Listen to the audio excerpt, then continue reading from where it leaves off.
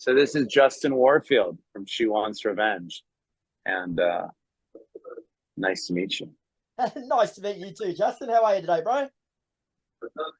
Man, I'm doing really good. Just trying to get everything ready for the tour, running around, getting last minute bits and bobs and things organized because I'll be away from home for quite a while. By the time I see your part of the world, I will have been gone for over a month of touring. So that's all starting very soon. So it's a lot to deal with, but very exciting. Oh, well, that tour you speak of, in case anybody is not aware of, is She Wants Revenge. Are going to be touring Australia for the very first time ever this October. So I know she's stating the obvious, mate, but how excited are you to be coming over?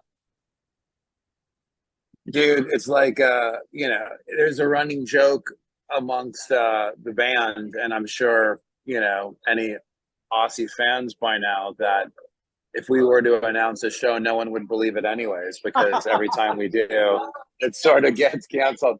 And so Thomas Froggatt, who is the bass player in She Wants Revenge, but started in the original lineup as the guitar player, he is from Byron Bay in Melbourne, and he grew up between the two. And so when I told him the dates were coming, he said, yeah, right. Like, I'll believe it when I see it, mate. And so it's really exciting. I mean, there's been it sucks to deal in stereotypes, but like I just have to be honest, like whenever I can go to a place where the culture has inspired me or us as a band, us as individuals, it's exciting. And it's a place that like there's so much history, there's so much great music, there's so much culture that matters.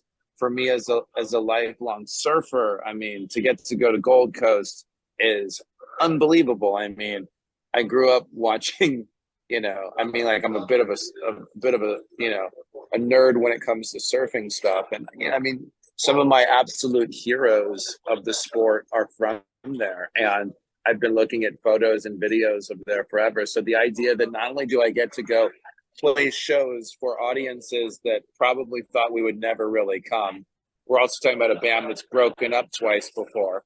So for the people that have been with us the whole time, who've grown up with us or grown old with us, as it were, and are like, oh, wow, they're really coming. Or for the new people who discovered us from like a soundtrack or Pandora or Spotify or a playlist or some algorithmic thing, the fact that they get to experience us and what we do live, that we get to share 3 nights of music with our fans, old and new, that we get to see the culture and the cities that are so exciting to us, and the fact that I just get to surf, man. I mean, it's going to be outrageous. Oh yeah. So as the band coming over for the first time, mate, like, you sound like you know a little bit already, but do you have a chat with mates from other bands who've been over here before and stuff? Like, do you ask them what to expect, or would you rather come over and have a bit of a surprise? I just go for the surprise. I mean, to be honest, like I just don't. I mean, I know how many people buy tickets ahead of time. I'm always like, I'm a pretty optimistic and I'm a person with a lot of optimism, and glasses is more than half full. But when it comes to live shows, I'm always like, no one's gonna come, and then I'm always pleasantly surprised. And so I don't look up anything. I don't see what people are saying about the shows. I just want to be completely surprised when I get there. I like to just come in and just say, hey, like, where's your best coffee? Where can I have a meal that a local would have that is not a tourist spot? And give me a bit of the culture here and whatever kind of shopping or sort of activities we want to do. So, I mean, I'm just like thrilled. 3 places we get to experience. I mean, Brisbane, Melbourne, and Sydney. And then I'm spending some time off in the Gold Coast, and we'll be getting a surf or 2 in, or many more, depending. And I want to see the cities. I want to see the clubs. I want to see the culture. I want to meet the people. We are not the kind of band that just plays a show, hides backstage, and then like hops in the vehicle, as it were, and leaves after the show. We're out shaking hands, talking, signing things, having conversations. Especially not only because people who don't get to see us very often, if ever, want to have a personal experience, but also when you're in a town for 1 or 2 days maximum, you can't really possibly know the city. And so the best thing you could do is know the people. Very true, very true. So I suppose on the flip side of that, mate, is like, what can your Australian fans expect from She Wants Revenge from your shows? Well, probably a combination of like deep cuts, well-known fan favorites, and on this tour, 2 new songs that we've never played ever, ever really. So all very, I don't know. I mean, we really put on quite a show. Like we're not like performing and jumping up and down for the audience, but we try to make sure that we're giving everything that we have to put on the most amazing show possible, both visually, sonically, in our energy, in our interaction with the audience. We don't just phone it in ever. Like for me, like I don't even enjoy myself unless I give everything I have, and I want to be physically and mentally wrecked afterwards. And so I also feel that like concerts are just like expensive, and like we try to make them as affordable as possible for people. But if somebody's going to put down money and all the things that go into going out for a night, parking, getting something to eat, like maybe you want to get a t-shirt, you go to a show, like I hate it when bands just like get up there and just act like they're in a fucking rehearsal room or something. Sorry for person. It's just like, it's crazy to me. It's like, come on, man. Like we don't get to see you but once a year or maybe once ever, and you're here and you're not going to give everything you have. That's just not fair. So for us, we try and put on a real, I don't like to say show, but like we try and create an experience on stage with each other that makes the crowd a part of it, and then they're a part of this experience. And to me, like the bands that always like really blew my mind when I was younger were like The Doors, Jane's Addiction, Public Enemy, Pink Floyd, like Led Zeppelin, groups that like put on so like just created a whole experience, and you were just like your face was melted because you just like you got everything in one night, and like to me that's what we do. And so if you're a fan of She Wants Revenge, I can't imagine someone liking our records and then not being even more excited by what we do live. Hey, going back in time a little bit, bro, like you guys pretty much exploded on the music scene in 2005 with the song Tear You Apart. But you actually, at the time, were you surprised by how well and how quickly people took to your music? For sure. But at the same time, with hindsight, I can see why. I think because it's really, it stood out and it was different. Even though we get lumped in with other darkwave bands, other post-punk revival bands, other, I say other as if we're part of it. We get lumped in with post-punk revival. We get lumped with what they call now indie sleaze. We get lumped in with dance punk or whatever these different genres that were called at the time. But at the time, we were like 2 guys making records that were influenced by like Tangerine Dream, Giorgio Moroder, Suicide, Depeche Mode, Tears for Fears, The Smiths, The Cure, New Order, and like Sisters of Mercy and stuff. We weren't thinking like when we came out in 2004, there was bands that were influenced by like Gang of Four, or there was bands that were influenced by like, a lot of the more like up-tempo things. Like as DJs and music fans and sort of, self-proclaimed sort of like, I don't want to say we're like academics or scholars, but Adam and I can go toe to toe with most music academics. And like, I was a part of like in LA, like DJing in the electro clash scene in Los Angeles that was really coming out of New York City and Berlin and Paris. That was a great time that just preceded it. So for us, you're coming out of electro clash. And then Adam and I started a night DJing where we started playing a lot of like late 70s, early 80s dark wave music. And that's sort of, to me, where if you bring in also the Prince and the Tangerine Dream and the Vangelis and the things that were inspiring us as youths, and you put it all together, that's what we were doing. And the thing is, no one else at the time was doing that. There was bands that were incredible, like, Block Party was incredible, and Interpol was incredible, and all these bands that were around were great. Then there were some that I'm not so fond of, but that they were just like around. I loved the Rapture back then. I think Chick Chick Chick was the band that was around back then that was great. And like, what's the band from Omaha, Nebraska? Like, my brain is totally dying right now. Help me out. Dance Macabre, their big record. Yeah, my brain's full of more shit than yours, bro. Yeah, hold on. It's The Faint. The Faint was doing sort of, dance punk, like new wave before anybody in the revival of All of Us. But the point is, when we came out, no one was doing anything that sounded like us, like where it was like, hey, here's this dude who like could be like an evil Fred Schneider from the B-52s, but he's actually like, this black dude who's a rapper with like a dude who is a DJ, and they're banging on weird drum machines like Suicide and making songs like Tear You Apart or songs like These Things. It's not surprising in hindsight that it stood out because we just sounded different. Is it surprising that it was successful? Of course. Like, nobody thought that, most of all us, nobody thought that like we were going to like be where we are today, like doing weirdo, music. Like, it's incredible. And the fact that we're still doing it, a couple years or whatever, we're going to be coming up, when next year, I didn't even realize this would be our 20th anniversary. That's crazy.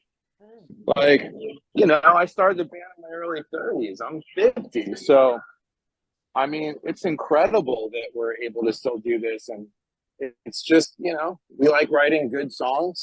We've always felt that there's a lot of bands making goth and dark wave and new wave and all that who know how to get the right keyboard sounds and the right drum sounds and look the part and do their voice and they're like, ooh, and there's a lot of people who know how to do that. But not everybody are great songwriters. And the one thing that I will hang my hat on is we know how to write songs. And it's because we're not writing like goth songs or new wave songs. We're just writing songs. And stylistically, the style is darker. And so I think that like good songs last. Like, not every one of our songs is incredible, but we've written some good songs. And I think that connects with people. When we first started making music, we made 2 or 3 demos. I heard them and I went, man, I know exactly the way people are going to connect to this.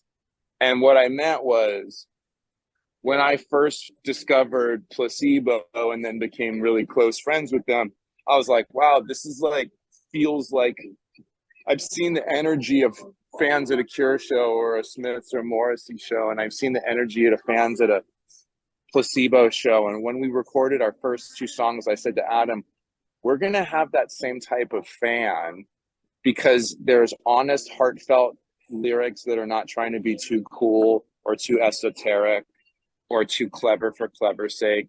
And because we're speaking directly, and because there's a lot of emotion, and because we're not just making music for a bunch of dudes. But what I didn't realize was it was going to be a lot of people. I thought maybe, we'd have a small little audience that were devoted. I didn't realize, that we'd have a song that was streamed 100 million times. It would. And that actual song, Tear You Apart, mate, like, it caught the attention of Lady Gaga, who pretty much demanded that the song be featured in the American Horror Story franchise in the Hotel series. So, yeah, what sort of doors did that open up for you? Did it change things significantly? Yeah, I mean, at the time when that happened, we weren't even a band. We were broken up, and it told people, oh, we're going on a hiatus, and it was Gaga's inclusion of the song in addition to it being the 10th anniversary of our first record that made us go, hey, maybe we should have a go of this and give it another go around. So yeah, I mean, it was a really big deal for us. It was the difference between we aren't an active band and Lady Gaga puts this in the, and you know, to give him credit, you know, because he didn't. She suggested it, but he had to do it. So you know, the creator of the show, hearing it, goes, "Yeah, it's a great idea." Puts it in the show, and then the next thing you know, we have one more thing that's motivating us to get out there and do it again. And look, it wasn't money, and it wasn't opportunity. We had been offered a lot of money to come back and play shows and turned it down. It was like, you know what? Maybe it's time. And so when you say, what did Lady Gaga do for the band? She played a part in us getting back together. Cool. Cool. And your last album, Valleyheart, came out back in 2011, but you mentioned 2 new songs before, so I'm sure the fans are going to demand I ask this question, bro. So does that mean there's going to be a new album from She Wants Revenge in the near future? Yes, there is. And I'm not breaking any news here. We didn't do like any formal, guess what, we're making a record, because like, you know, we're not like some massive band that everybody knows. So we don't make pronouncements and announcements like everybody, like the whole world is waiting or anything. But we also were like, it was sort of a mix of like,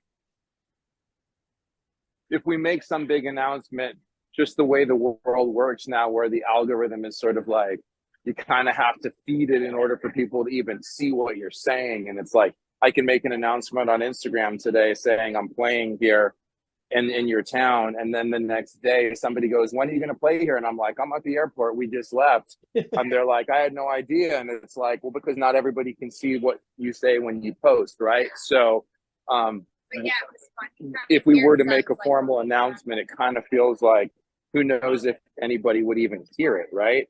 And so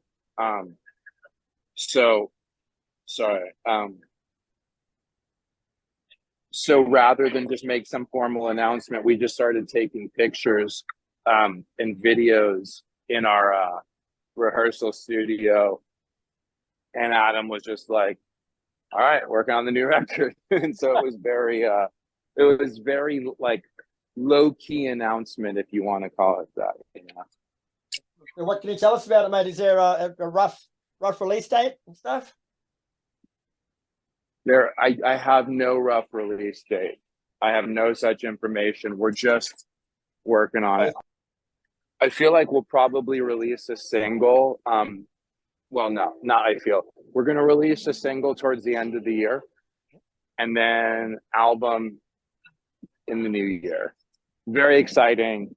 If anybody's a fan of She Wants Revenge, they'll just love the record, because it's not like, sometimes fans are like, listen, like, we know you love us and everything, but like, we've grown away from that, and here's what we're doing now.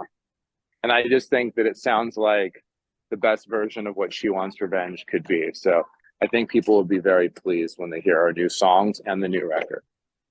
Very nice. All right, Justin, well, that's all I've got for today, mate. So you guys, She Wants Revenge will be out here in October for the first time ever. So fans, get online now and get yourself tickets, mate, and all the best. We'll see you when you get here. Thanks so much, mate. No worries, brother. Enjoy your day.